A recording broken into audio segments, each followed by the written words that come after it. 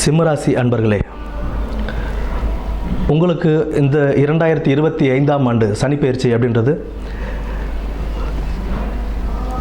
அஷ்டம சனி தொடக்கம். உங்களுக்கு அஷ்டம சனி தொடக்கத்தில் குடும்பத்தில் சிறு சிறு சஞ்சலங்கள், தொழில் வேலை செய்கிற இடத்துல கொஞ்சம் குடைச்சல்கள் இருக்க தான் செய்யும்.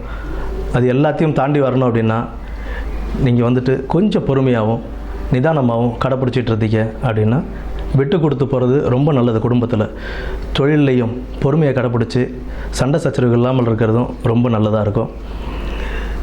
அஷ்டம சனியாக இருந்தாலும் உங்களுக்கு குரு பயிற்சிக்கு அப்புறம் குரு லாபஸ்தானத்தில் இருக்கார். லாபஸ்தானத்தில் இருந்துக்கிட்டு அவர் 3, 5, 7ஆம் இடங்களை பார்வையிடுறதுனால உங்களுக்கு ஒரு நல்ல மேன்மையை தருவாங்க.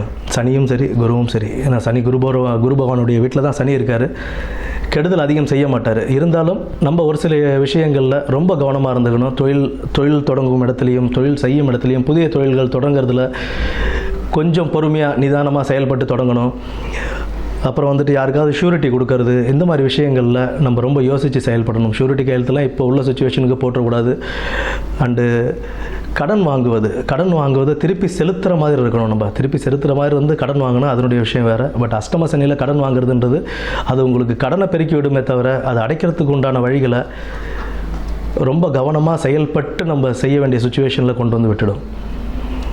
அதனால் அஷ்டம சனியில் நிதானமும் பொறுமையும் கடைப்பிடிச்சு நீங்கள் ரொம்ப கேர்ஃபுல்லாக கடன் வாங்காமல் தொழிலையும் சரி குடும்பத்திலையும் சரி ரொம்ப பொறுமையாகவும் நிதானமும் கடைப்பிடிச்சி போனீங்க அப்படின்னா உங்களுக்கு ஒரு மேன்மையான சனிப்பெயர்ச்சியாகவே இந்த சனிப்பெயர்ச்சி அமையும்.